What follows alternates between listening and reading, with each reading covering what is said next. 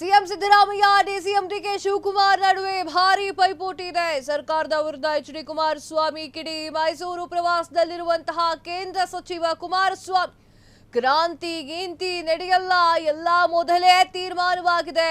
DK Shivakumar greater Bengaluru ಘೋಷಣೆ ಮಾಡಿದ್ದಾರೆ.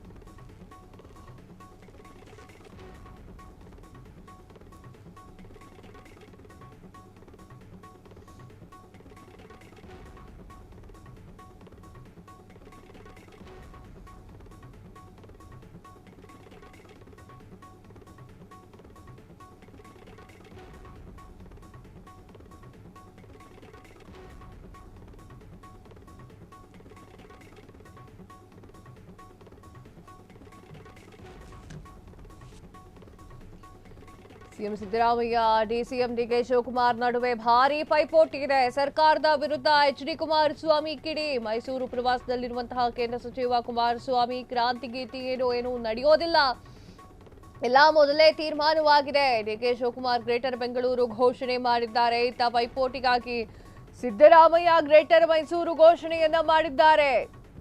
ಯಾವ ಗ್ರೇಟರ್ ಕೂಡ ಆಗ್ಲಿಲ್ಲ ಅಂತ ಹೇಳಿ ಕುಮಾರಸ್ವಾಮಿ ಹೇಳ್ತಾ ಇದ್ದಾರೆ.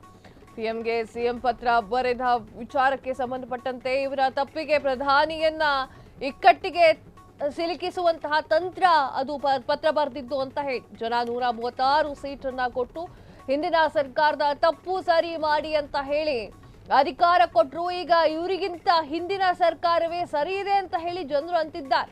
ಡಿಕೆ ಶಿವಕುಮಾರ್ ಸಿಎಂ ಆಗ್ತಾರೆ ಅಂತ ಹೇಳಿ ಮಾಧ್ಯಮಗಳ ಪ್ರಶ್ನೆಗೆ ಉತ್ತರಿಸಿದಂತಹ ಕುಮಾರಸ್ವಾಮಿ ಡಿಕೆ ಶಿವಕುಮಾರ್ ಅವರು ಸಿಎಂ ಆಗ್ತಾರೋ ಇಲ್ವೋ ಗೊತ್ತಿಲ್ಲ, ಆದರೆ ಪ್ರತಿದಿನ ದೇವರ ಜೊತೆ ಚರ್ಚೆಯನ್ನು ಮಾಡ್ತಾ ಇದ್ದಾರೆ ಅಂತ ಹೇಳಿ ಮಾತನಾಡಿದ್ದಾರೆ. ಎಸ್ ವೀಕ್ಷಕರೇ,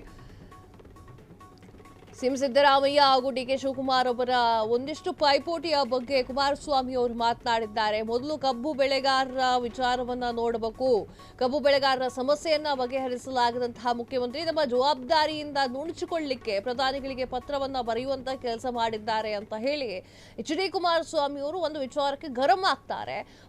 ಶುಕ್ರವಾರ ಅವರು ಮೈಸೂರಿನ ದಿಶಾ ಸಮಿತಿಯ ಸಭೆಯ ಆರಂಭಕ್ಕೆ ಮುನ್ನ ಮಾಧ್ಯಮಗಳ ಜೊತೆಗೆ ಮಾತನಾಡಿ ಒಂದಿಷ್ಟು ವಿಚಾರಗಳನ್ನ ಹಂಚಿಕೊಳ್ತಾರೆ. ಸಿಎಂ ನೇರವಾಗಿ ಮುಕ್ತವಾಗಿ ಕಬ್ಬು ಬೆಳೆಗಾರರ ಪರವಾಗಿ ನಿರ್ಧಾರವನ್ನ ತೆಗೆದುಕೊಳ್ಳಬಹುದು. ಸಿಎಂ ಅವರು ಆ ಕೆಲಸವನ್ನ ಮಾಡೋದು ಬಿಟ್ಟು ಕೇಂದ್ರದ ಮೇಲೆ ಆರೋಪವನ್ನ ಮಾಡ್ತಾ ಇದ್ದಾರೆ.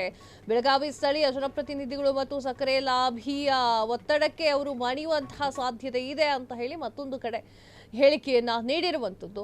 ಇನ್ನೊಂದು ಕಡೆ ಯಾವ ಕ್ರಾಂತಿಯೂ ಇಲ್ಲ, ಯಾವ ಭ್ರಾಂತಿಯೂ ಇಲ್ಲ, ಯಾವ ವಾಂತಿಯೂ ಇಲ್ಲ ಅಂತ ಹೇಳಿದ್ದಾರೆ. ಕಾಂಗ್ರೆಸ್ ಪಕ್ಷದಲ್ಲಿ ನಾಯಕತ್ವದ ಬದಲಾವಣೆ ಹಾಗೂ ನವೆಂಬರ್ ಕ್ರಾಂತಿಯ ಬಗ್ಗೆ ಕೇಂದ್ರ ಸಚಿವರ ಗಮನ ಸೆಳೆದಾಗ ಅವರು ಹೇಳಿದ್ರು, ನವೆಂಬರ್ನಲ್ಲಿ ಯಾವ ಕ್ರಾಂತಿಯೂ ಆಗಲ್ಲ, ವಾಂತಿಯೂ ಆಗೋದಿಲ್ಲ. ನನಗೆ ಸಿದ್ದರಾಮಯ್ಯ ಅವರ ಗುಣ ಗೊತ್ತಿದೆ, ಅವರು ನಮ್ಮ ಪಕ್ಷದಲ್ಲೇ ಇದ್ದಾಗಲೇ ಅವರ ಗುಣವನ್ನು ತಿಳಿದುಕೊಂಡಿದ್ದೇನೆ ಅಂತ ಹೇಳಿದ್ರು. ಡಿ ಕೆ ಶಿವಕುಮಾರ್ ಯಾವಾಗಲೂ ಕೂಡ ದೇವರ ಜೊತೆಗೆ ಚರ್ಚೆಯನ್ನ ಮಾಡ್ತಾ ಇರ್ತಾರೆ. ದೇವರು ಅವರಿಗೆ ಏನೇನು ಹೇಳಿದ್ದಾರೋ ನನಗೇನು ಗೊತ್ತು, ಅದೇನಿದ್ರೂ ಕೂಡ ಡಿ ಕೆ ಶಿವಕುಮಾರ್ ಅವರು ಹಾಗೂ ದೇವರಿಗೆ ಮಾತ್ರ ಸಂಬಂಧಪಟ್ಟಿರುವಂತಹ ವಿಚಾರ ಅಂತ ಹೇಳಿ ವ್ಯಂಗ್ಯವಾಗಿದ್ದಾರೆ. 2028ಕ್ಕೆ ಮತ್ತೆ ರಾಜ್ಯದಲ್ಲಿ ಕಾಂಗ್ರೆಸ್ ಸರ್ಕಾರವೇ ಡಿ ಕೆ ಶಿವಕುಮಾರ್ ಅವರ ಹೇಳಿಕೆ ವಿಚಾರವಾಗಿ ಪ್ರಶ್ನೆ ಕೇಳಲಾಗಿದ್ದಾಗ ಎಲ್ಲ ನನಗೆ ಗೊತ್ತಿಲ್ಲ, 20 ವರ್ಷ ತಾವೇ ಅಂತ ಹೇಳ್ತಾ ಇರ್ತಾರೆ, ಅದೆಲ್ಲ ಸಾಧ್ಯ ಆಗ್ಲಿಕ್ಕೆ ಸಾಧ್ಯವಾ ಅಂತ ಹೇಳಿ ಮತ್ತೆ ಮರು ಪ್ರಶ್ನೆಯನ್ನ ಮಾಡಿದ್ದಾರೆ. ಸೊ ಆ ಒಂದು ಕಾರಣಕ್ಕೆ ಕುಮಾರಸ್ವಾಮಿ ಅವರು ಕೂಡ ಸಿಟ್ಟಿಗೆದ್ದಿರುವಂತಹ ವಿಚಾರ ನಡೆದಿದೆ.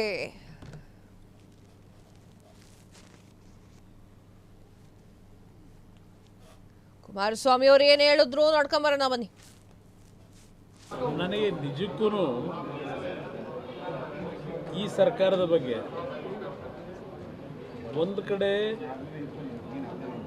ಆಕ್ರೋಶನೂ ಬರುತ್ತೆ, ಇನ್ನೊಂದು ಕಡೆ ಇವರ ಪರಿಸ್ಥಿತಿಗಳನ್ನು ನೋಡಿದ್ರೆ ಯಾವ ಪುರುಷಾರ್ಥಕ್ಕೋಸ್ಕರವಾಗಿ ಈ ರಾಜ್ಯದಲ್ಲಿ ಈ ಸರ್ಕಾರ ನಡೆಸ್ತಾ ಇದ್ದಾರೆ ಅಂತಕ್ಕಂಥದ್ದು ಅವ್ರು ನೋಡಿದಾಗ ಅಯ್ಯೋ ಅನ್ನಿಸ್ತದೆ. ನಿಜಕ್ಕೂ ಹೇಳ್ಬೇಕಂದ್ರೆ ಈ ರಾಜ್ಯದಲ್ಲಿ ಸುದೀರ್ಘವಾಗಿ ಇತ್ತೀಚಿನ ರಾಜಕಾರಣ ಮಾಡ್ತಕ್ಕಂಥ ನಾಯಕರಲ್ಲಿ ಬಹುಶಃ ಸಿದ್ದರಾಮಯ್ಯನವರೇ ಸೀನಿಯರ್ ಮೋಸ್ಟ್ ಲೀಡರ್ ಇದ್ದಂಗಿದ್ದಾರೆ.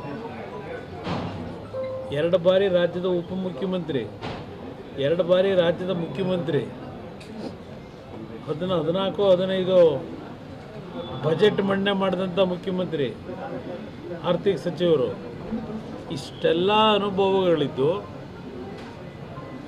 ಇವತ್ತು ಉತ್ತರ ಕರ್ನಾಟಕದ 5-6 ಜಿಲ್ಲೆಗಳಲ್ಲಿ ರೈತರು ಕಳೆದ 8-9 ದಿನಗಳಿಂದ ಪ್ರತಿಭಟನೆಯನ್ನು ಬೀದಿನಲ್ಲಿ ಮಾಡ್ತಾ ಇದ್ದಾರೆ. ಹಲವಾರು ಭಾಗದಲ್ಲಿ ರಾಷ್ಟ್ರೀಯ ಹೆದ್ದಾರಿಗಳನ್ನು ಬಂದ್ ಮಾಡಿ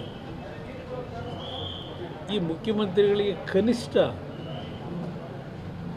ಇಂಥ ಪರಿಸ್ಥಿತಿಗಳಲ್ಲಿ ಯಾವ ತೀರ್ಮಾನಗಳು ಮಾಡಬೇಕು ಅಂತಕ್ಕಂಥದ್ದಕ್ಕೆ ಅವ್ರಿಗಿರ್ತಕ್ಕಂಥ ಅನುಭವದಲ್ಲಿ ಸಾಧ್ಯ ಇರಲಿಲ್ವಾ?